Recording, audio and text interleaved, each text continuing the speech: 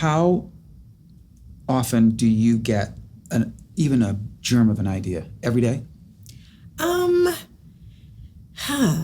I would say so much stuff just happens in real life that I feel like at that moment, I feel like this could be a joke. Like Lori and I went out to dinner and we ordered a bottle of wine, and you know how it's such a production, you know what I mean, with the wine list, and the guy comes over and, you know, there's a thing. And It's a whole process. right. And, you know, I know what I want. We knew what we want. I don't have to go through the whole production, you know. And when I tasted it, you know, I said to Lori under my breath, like, yeah, that should get me hammered, you know.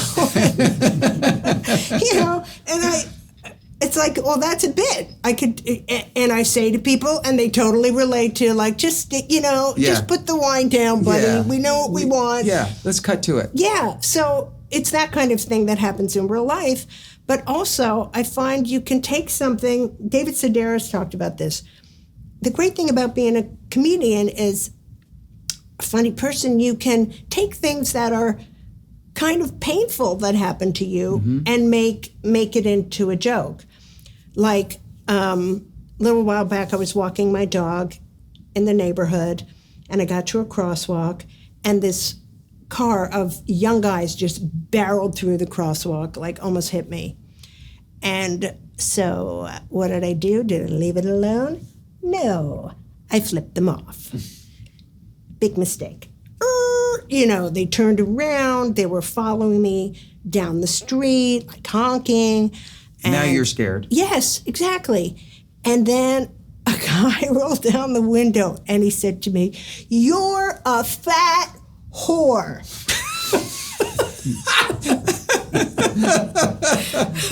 So, you know, I've taken this experience that was You're scary. like, I'm not fat. Well, now I tell it in my act, and then I say after that, God, I was shaken up. You know, I went home and I said to my wife, "Fat?" Oh my God, I ruined it. Well, you went the natural way of thinking of a funny person. Oh my God. Yeah. So that's what's great about, especially what I do, that you can take these things that happen and make a joke out of it. Yes. Yeah. But, okay, so one of the other things I thought about this morning, I have written songs, or somewhat fleshed out songs, and for whatever reason, maybe the project I'm working on, wasn't for that, but it's something that I really know that this is good, but it hasn't had its birth moment yet. Okay. I haven't found the right time to do you sit on material for a long period of time? Have you ever sat on a joke or an idea for years and then thought, oh, I'm going to do that in this situation, and it's just killed? Yeah. Or is it pretty much like you come up with it and you purge it? No. I'm sure like you know, you have an idea for something and you try it. Well, I don't know if you would try it out in front of an audience, not done. I mean, I have that advantage. You can do a little piece of something and then move on to something else if it doesn't work. Right. But you can find, you know, the key to the joke, thinking about it, mulling about it for a while. Like, I wanted to do a bit about people saying, you know, some language is hurtful, like morbidly obese. You know, like these people don't feel bad enough about their weight problem. We got to throw the morbidly in there. You know, we don't do this. Yes. And I was like, what do I follow this with? Because that's not enough. It's a setup. Right. And then it just came to me, thinking about, well, what can I say? Like, you know, we don't do this with other people's shortcomings. You know, like you are sun-blindingly bald. It's true. Right? So sun-blindingly and bald, which people will make fun of a bald person anytime. You're not getting into any kind of territory. Right. Yeah. Doesn't seem like it's needed in that situation. Right. So that Why took is some morbidly thought. obese? See, that's just really clever funny thinking. And that's the thing that's interesting about you to me, without knowing you. You know, this is our first hang. Yes. Of many. Hope so. But what I feel I know about you from seeing you on TV and in interviews and all for many years, and I'm sure I'm not the first person to tell you this, you seem very different than other comedians and stand-ups I've met. Wow. I've always sensed a that. darkness, a real darkness, and an almost anger in a lot of the people I know or have spent time with. Yeah.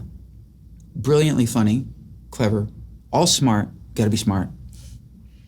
And also, you know, want the attention of drunk strangers. Yeah, that's a whole other psychological discussion. And maybe there is something, maybe there is the connection. The same, like any of us who want people's attention. Right. Like I do this thing in my show, and one night, it started organically. I was about to walk out and heard this announcement of the PA, no cameras and no photography and no video recording. This is the policy of the venue. Yeah. So I come out and I'm doing the thing, and like 3 or 4 songs in, I go, by the way, did you guys hear that PA announcement about no cameras and everything? And I said, fuck that. I said, I got dressed up, I put product in my hair, I want you to take my picture. The reason I got into show business is because I want people's attention. Yeah. And right. that stayed in. That's a bit that has stayed in. What I think of it, whenever somebody makes those announcements, Yeah. if I hear that announcement, I go, yes, I can riff on that. And the audience must love that. Right? Yeah. But there's seemingly a calmness or a loveliness to you that I don't see, at least from a distance, that I'm used to seeing with other people. Wow. Like even Bob Saget, were you friendly with Bob at all? Yes. I mean, Bob was friendly with everybody. He was just, I know. What a love. Great guy. And I loved hanging out with him, and he was such a sweetheart, but he was dark.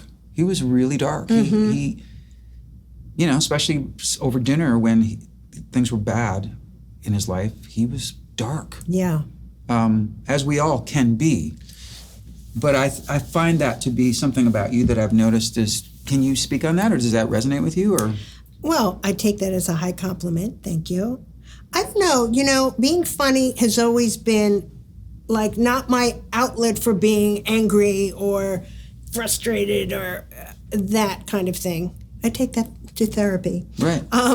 But it's always been my way just to connect with people and kind of look at the absurdity of life, that kind of thing. Yeah. So, yeah, it's never come from that place for me. It just really comes from, I like being whimsical and people responding to my jokes. It's a power you have, wouldn't you say? I like to think so. Yeah. Superpower. Yeah. Yeah.